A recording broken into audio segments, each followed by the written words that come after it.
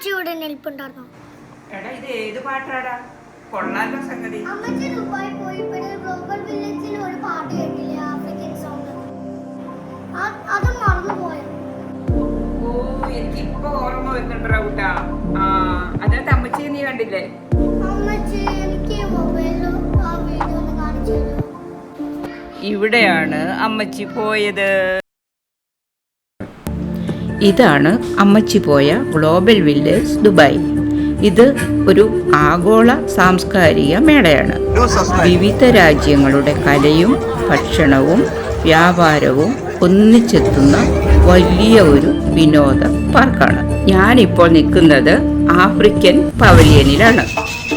African ഗാനം എന്ന് പറഞ്ഞാൽ ആദ്യം മനസ്സിൽ വരുന്നത് താളവും ഊർജ്ജസ്വലതയും നിറഞ്ഞ സംഗീതമാണ്. കലാകാരന്മാർ ധരിക്കുന്ന വസ്ത്രങ്ങളിലും അവതരിപ്പിക്കുന്ന താളങ്ങളിലും വൈവിധ്യങ്ങൾ നമുക്ക് ഇവിടെ കാണാൻ സാധിക്കും.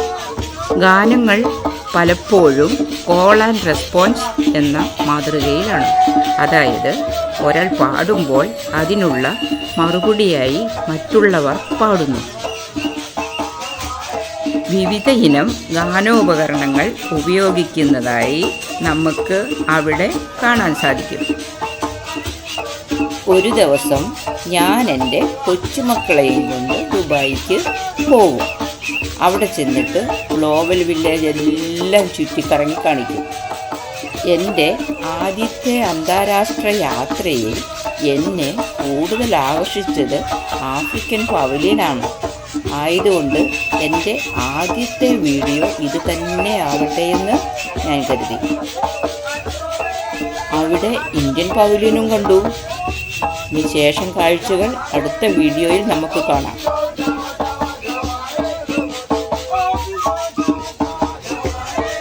ഈ വീഡിയോ എല്ലാവർക്കും ഇഷ്ടമായി എന്ന് കരുതട്ടെ. വീണ്ടും കാണാം.